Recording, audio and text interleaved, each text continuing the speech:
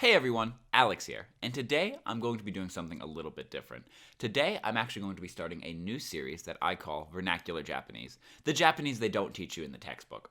And this series I plan on doing in a season-based format, so each season we're going to be covering a different area of vernacular Japanese, whether it be something like a specific dialect or maybe a specific grammar structure or something like that.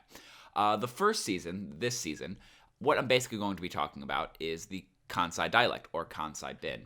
And the reason that I decided to make this my first series or my first season is because the Kansai region is actually the region of Japan that I lived in while I was living in Japan. So the Kansai dialect I am very familiar with, and I am very confident in teaching. The other dialects like Hakata-ben, which is using Kyushu, or Hokkaido-ben, I know a couple phrases from, but I need to do a lot more research on those in order to feel like I can teach that to you. So in this season, we're going to get a broad overview of Kansai-ben and a lot of the different phrases, words, and expressions that people use every day in the Kansai region that you're not probably going to hear outside of the Kansai region.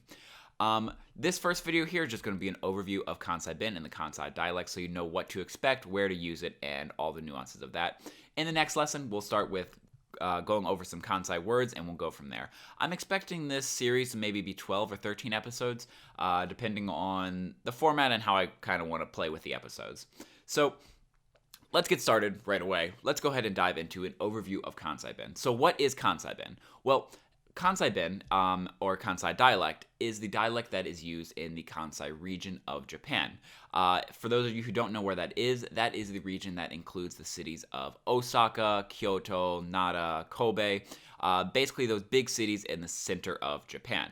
For those of you who might not be familiar, Osaka is the second largest city in Japan. It is actually what is known as Japan's kitchen because it's known for its food. It has a whole bunch of delicious food. Kyoto and Nara were the old capitals of Japan, which is probably the reason why Kansai-ben spread as far as it did. It's why the dialect is so widespread.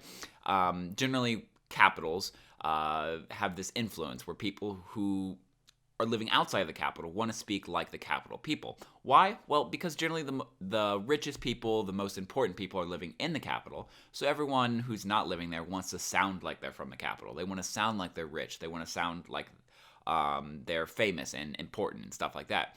So generally from the capitals, there's actually a circle that kind of forms outside of it. So people directly outside the capital start speaking Kansai-ben, and then it'll move a little bit further, and those people will actually start speaking it as well.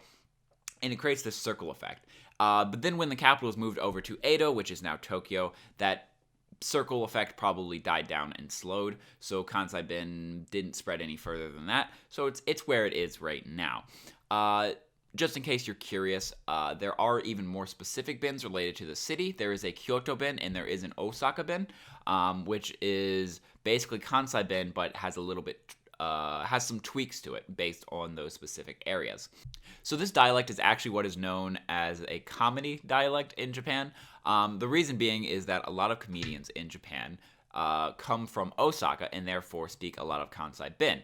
And so generally when these comedians were on TV and stuff, they were speaking Kansai-ben, and it just became known among the Japanese people that the majority of the funny people were speaking Kansai-ben, so they associated the dialect with comedy. So for that reason also, Kansai-ben is a very, very well-known dialect in Japan. I would say it's probably one of the biggest, if not the biggest dialect in Japan, mostly because of that whole comedy thing, and it's become very well-known throughout all of Japan. Another thing to note about Kansai-ben, or just any dialect in general, is the fact that once I teach you all of these different phrases and grammar structures, don't go out and speak 100% Kansai-ben. Don't only use these phrases, or don't only use these grammar structures and not use any of the other grammar structures, like standard Japanese grammar structures. The reason for that is, if you use all these grammar structures, you won't just sound like someone who's from Kansai, the Kansai region. You'll sound like someone who's from the Kansai region and is an old man. Generally speaking, older men tend to use Kansai-ben more often, or in general, older men tend to use the region's dialect more. This is true all throughout the world.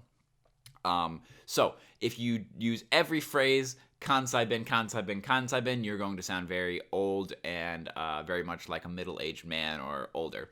So what you need to do if you want to sound very natural while speaking this dialect or any other dialects is you need to sprinkle it in. You need to really sprinkle in those phrases. By sprinkling in the phrases, using it every here, there, every now and then, you will actually sound very, very natural. You'll sound very much like someone from the Kansai region. And especially if you're a foreigner, the Japanese get a big kick out of any foreigner speaking Kansai-ben. For one thing, they love it because they realize that you're actually paying attention and you really want to learn their culture, especially if you speak it in the Kansai region. But also, they just never really hear foreigners speak anything other than super standard, rigid Japanese, so they love it if you decide to speak a little bit of the dialect. And the last important thing to note about Kansai-ben. Kansai-ben in most dialects are considered not a very polite way of speaking, and when I say not very polite, I don't mean like it's rude. What I mean is it's rude in certain situations. If you're talking with your friends, go ahead and use Kansai-ben. It's a great time to use it. You want to be speaking that vernacular Japanese. It shows it shows connectedness to the friends. However, if you're speaking to a superior or someone who has a higher status than you, you should not be speaking Kansai-ben. It can sound very, very rude in certain situations. I actually had a friend in Japan who was job hunting, and they were sure they didn't get a job because during the interview, they accidentally used the Kansai-ben word akan, and they were positive after that. They're like, there's no way I got the job. I showed a moment of impoliteness, and they will probably think this, and that, and won't hire me. So you can see how bad it is to use Kansai-ben in the wrong situation. So generally stick with using this to friends or inferiors. If you use it towards a superior, depending on the person, they can get insulted.